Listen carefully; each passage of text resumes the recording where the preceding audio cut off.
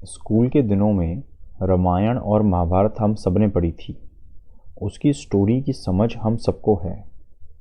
अगर आज हम उनको रिवाइज कर लें 2-3 बार अच्छे से सारे फैक्ट्स को, तो फिर उससे रिलेटेड कुछ भी क्वेश्चन आ जाए हम बड़े आराम से आंसर कर सकते हैं। यानी कि पहले हमें स्टोरी को समझना होता है, कुछ फैक्ट्स को लर्न करना होता है, रिवाइज करना होता है, तो हमारी परफॉर्मेंस काफ़ी अच्छी आती है। ठीक है, उसी तरह हमें इस मेंस एग्ज़ाम के लिए जो भी न्यूज़ है या टॉपिक है उसको खूब अच्छे से समझना है, स्टैटिक पोर्शन को रिवाइज करना है, स्टैटिक पोर्शन को इग्नोर नहीं करना। ठीक है, न्यूज़ की अपनी एक लिमिटेड अहमियत होती है। पूरा पेपर न्यूज़ बेस्ड नहीं होता है। करंट अफेयर्स के क्वेश्चंस भी ये नहीं आते हैं कि न्यूज़ में क्या था, उससे रिलेटेड स्टैटिक फैक्ट्स आपको पता होने चाहिए। अगर आपने ये दोनों काम कर लिए तो आधी जंग आपने जीत ली। और बाकी आधी मेंस में स्टोरी समझने और स्टैटिक फैक्ट्स को रिवाइज करने के बाद बहुत ज़रूरी है कि आप अपनी भाषा में अपने नोट्स तैयार करो एंड आंसर राइटिंग प्रैक्टिस से कोशिश करो अपने व्यूज़ को एक प्रॉपर सीक्वेंस में एक्सप्रेस करना। अगर आप ये प्रैक्टिस नहीं करोगे तो फिर आपकी नॉलेज आपके मार्क्स में कन्वर्ट नहीं हो पाएगी।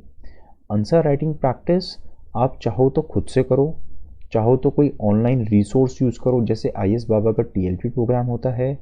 आप चाहो तो कोई टेस्ट सीरीज ज्वाइन कर लो, that is up to you, आपको जैसा कंफर्टेबल लगे। बट आंसर राइटिंग प्रैक्टिस करो ज़रूर। अगर आप कोई प्रोग्राम नहीं भी ज्वाइन कर पा रहे हो किसी भी तरह का, तो भी खुद से ज़रूर आंसर राइटिंग प्रैक्टिस करो एंड 2 या 3 दिन के गैप के बाद अपने ही आंसर को खुद ज़रूर पढ़ो। आपको खुद अपने आंसर में इम्प्रूवमेंट का स्कोप दिखाई देगा। किसी भी टॉपिक पे ज़्यादा टाइम स्पेंड मत करो। आपको किसी टॉपिक पे कोई डिबेट नहीं करना है। आपको किसी भी टॉपिक पे मुश्किल से 250 वर्ड लिखने को मिलेंगे, किसी किसी क्वेश्चन में तो सिर्फ 150 वर्ड। इसलिए ज़्यादा नॉलेज गेन करने से किसी भी टॉपिक पे कोई फ़ायदा नहीं होगा, बल्कि नुकसान होगा। किसी टॉपिक में महारत हासिल करने से बेटर है कि 10 टॉपिक्स में एवरेज पढ़ाई कर लो, क्योंकि मेंस में आपको कोई भी क्वेश्चन छोड़ना नहीं है। आपको हर क्वेश्चन में कुछ ना कुछ रेलिवेंट अटेम्प्ट ज़रूर करना है। वो तभी आएगा जब आप ज़्यादा से ज़्यादा टॉपिक्स पढ़ो, ना कि किसी 1-2 टॉपिक्स पे ज़्यादा फोकस। मैं आपको कुछ एडवाइस देना चाहूँगा कि आप हर रोज़ 3-3 घंटे की सिटिंग्स में बैठो, क्योंकि मेंस का एग्ज़ाम भी 3-3 घंटे में होता है, तो आपकी बॉडी उसी हिसाब से कंडीशन हो जाएगी।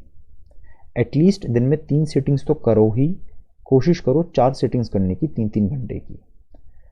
ट्राई करो कि आप इन 3 या 4 सिटिंग्स में से एक सिटिंग डेडिकेटेडली अपने ऑप्शनल के लिए ज़रूर रखो। अपने साथ हमेशा एक घड़ी ज़रूर रखो, टाइम देखते रहो उसमें, क्योंकि एक्चुअल एग्ज़ाम में भी आपका आधा ध्यान तो घड़ी की तरफ ही होता है। प्रीवियस ईयर क्वेश्चंस बहुत ज़रूरी हैं, प्रीलिम्स में भी और मेंस में भी। इनका एनालिसिस प्रीवियस ईयर दिया हुआ है यूट्यूब पे।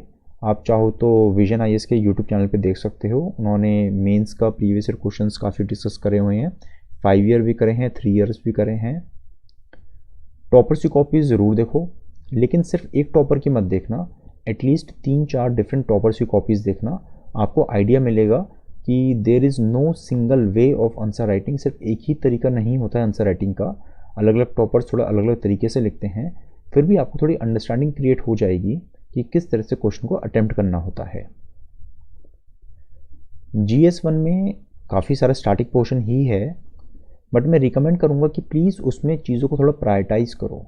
कुछ टॉपिक्स होते हैं जैसे वर्ल्ड हिस्ट्री, पढ़ने चाहिए, no doubt in that, but Indian society को पहले पढ़ो एंड वर्ल्ड हिस्ट्री को बाद में। अक्सर हम लोगों को लगता है कि वर्ल्ड हिस्ट्री के क्वेश्चन प्रीलिम्स में तो आते नहीं हैं, तो हमने पढ़ाई तो करी नहीं है, अब हमें पढ़ना चाहिए। तो हम GS1 की तैयारी शुरू ही वर्ल्ड हिस्ट्री से कर देते हैं कभी कभी, जो कि गलत है। उस पर क्वेश्चन बहुत कम आते हैं, कभी कभी नहीं भी आते हैं, और पढ़ना बहुत कुछ पड़ेगा। उससे बेटर है इंडियन सोसाइटी पढ़ लो। इंडियन सोसाइटी की काफ़ी समझ तो है ही हमें, थोड़े पॉइंट्स रिवाइज करने होते हैं, वो रिवाइज कर लोगे तो कुछ क्वेश्चन बहुत अच्छे से आप आंसर कर पाओगे। ठीक है, तो prioritization of topics is very important in GS1। GS 2 and 3 में mostly current affairs inspired questions ही आते हैं। इसमें आपको स्टैटिक नॉलेज की बहुत ज़रूरत होती है। हमारी जो क्लासेस रहेंगी, क्योंकि हम न्यूज़ फॉलो कर रहे हैं, तो न्यूज़ में हमें जनरली हेल्प GS 2 एंड 3 में ही मिलने वाली है। इसको हम किसी मंथ वाइज या सब्जेक्ट वाइज नहीं करेंगे कि हम पहले सारी GS 2 की न्यूज़ पढ़ लें, फिर GS 3 के न्यूज़, या जनवरी फरवरी मार्च इस तरफ से करें, ऐसा कुछ नहीं है। हम रैंडमली टॉपिक्स उठाएंगे, जैसे एक आध टॉपिक GS 2 का ले लिया, एक आध टॉपिक GS 3 का ले लिया, कभी टेक्नोलॉजी का टॉपिक ले लिया, कभी एग्रीकल्चर का ले लिया। तो टॉपिक्स रैंडमली आते रहेंगे, वो कोई सेट पैटर्न फॉलो नहीं करेंगे। एक क्लास में हम 3 से 6 कितने भी टॉपिक्स कवर करेंगे, क्योंकि अगर कुछ टॉपिक्स बड़े हैं जिनमें अच्छे से समझना है, धीरे धीरे एक अंडरस्टैंडिंग बन जाए, बेसिक अंडरस्टैंडिंग बन जाए, उसके लिए हो सकता है कि एक क्लास में से 3 ही टॉपिक कवर हो पाएँ। अगर छोटे छोटे टॉपिक्स होंगे तो 6 टॉपिक्स भी कवर हो सकते हैं। GS 4 में जनरली प्रीवियस ईयर क्वेश्चंस ही रिपीट होते हैं घुमा फिरा के। अगर वो क्वेश्चंस रिपीट नहीं भी हो रहे हैं तो भी आपने जो कंटेंट लिखना है, स्पेशली सेक्शन ए में, वो वहीं से बन जाएगा अगर आपने प्रीवियस ईयर क्वेश्चंस को अच्छे से प्रैक्टिस किया है खुद आंसर लिख के। तो GS 4 में जितने भी प्रीवियस ईयर क्वेश्चंस हैं, आपने जो भी जिस भी सोर्स से पढ़ाई करी हो, उस सोर्स से पढ़ने के बाद, रिवाइज करने के बाद, सारे प्रीवियस ईयर क्वेश्चंस को खुद से लिख के देखो। आपको जो पॉइंट्स लिखोगे यहाँ पे, आपको वही पॉइंट्स एक्चुअल एग्जाम में बहुत काम आएंगे। आप अपने नोट्स अलग अलग सोर्सेज से बनाओ, कोई सेट स्टैंडर्ड सोर्स नहीं होता है।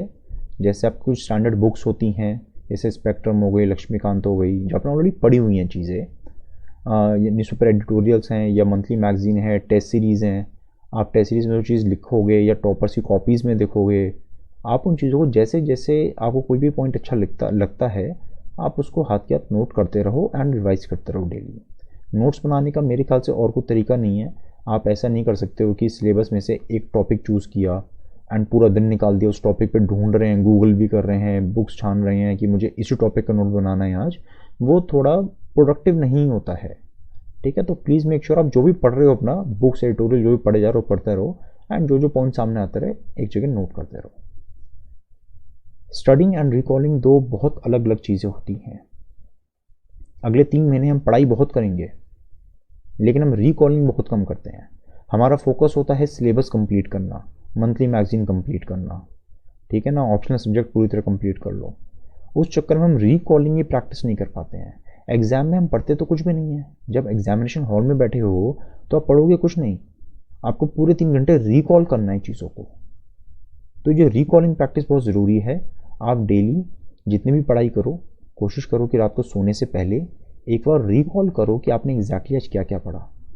आपको शुरू में बहुत अजीब सा लगेगा, बट सही बता रहा हूँ, कुछ दिनों बाद आपको बहुत अच्छा लगेगा कि आपने जो भी दिन में पढ़ा, आपको सब कुछ रिवाइज हो गया फटाफट बैठे बैठे अपने आप ही। 1-2 दिन आपको शायद बुक कॉपी के साथ बैठना पड़े, कुछ दिनों बाद आप बिना बुक कॉपी उठाए ही अपने आप सोच सोच के ही रिवाइज कर लोगे आपने दिन में जो भी चीज़ पढ़ी होगी, एंड ये चीज़ आपको एग्जाम में बहुत काम आएगी। कुछ इंस्ट्रक्शंस हमारे इस कोर्स की, वीडियो आप प्ले करो। जब वीडियो प्ले करोगे तो उसमें आप जो लिखा हुआ है उसको पढ़ने पे ज़्यादा ध्यान मत दो। मैं जो बोल रहा हूँ उस पर ध्यान देना। स्टोरी की तरह आपको चीज़ों को समझाऊंगा, आपने बस चीज़ों को समझना है आराम से बैठ के। उस समय पढ़ने की कोशिश मत करना कुछ भी। जब वीडियो कंप्लीट हो जाए उसके बाद आप उस PDF को डाउनलोड करना एंड PDF को वर्ड बाय वर्ड पढ़ना। आपको पूरी PDF अपने आप समझ में आ जाएगी अगर आपने मेरा लेक्चर ध्यान से सुना है तो। PDF को 2 दिन के अंदर फिर से रिवाइज करना एंड अगले 10 दिन के अंदर। इस तरह से आपको PDF में लिखे सारे पॉइंट्स बहुत अच्छे से समझ भी आ जाएंगे एंड याद भी हो जाएंगे। एंड डेली रात को रिकॉलिंग प्रैक्टिस तो आप करोगे ही। रजिस्ट्रेशन अभी बंद नहीं किया है मैंने, क्योंकि कई स्टूडेंट्स की कंप्लेन आ रही है कि वो पेमेंट करने की कोशिश कर रहे हैं, but due to various reasons उनकी ट्रांजैक्शन डिक्लाइन हो रही है। कुछ लोगों के अभी कार्ड्स भी बंद हो गए थे, ठीक है। कुछ का ये भी है कि जैसे रुपए कार्ड है, रुपए कार्ड यूट्यूब एक्सेप्ट ही नहीं करता है, और भी बहुत सारे रीजंस हैं। तो आप लोग अभी पेमेंट करो आराम से, कोई दिक्कत नहीं है।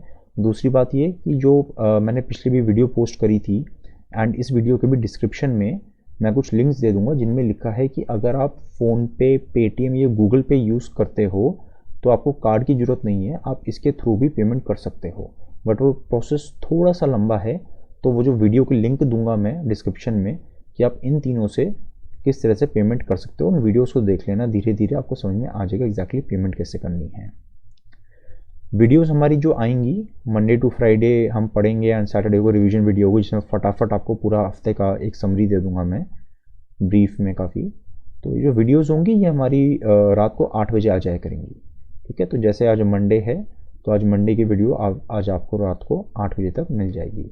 तो वीडियोस मिलती कैसे हैं, ये सब नॉर्मली अपने यूट्यूब खोलते हो, मेरे चैनल खोलते हो, चैनल पे आपको वीडियोस दिख जाती हैं, आपको ऐसी वीडियोस दिख जाएंगी। अगर आपने पेमेंट करी हुई है, सब्सक्राइब हमारा ज्वाइन किया हुआ है, ज्वाइन करके पेमेंट करी है, तो आपको वीडियो दिख जाएगी। अगर आपने ज्वाइन नहीं किया है तो आपको वो पर्टिकुलर वीडियोस नहीं दिखेंगी।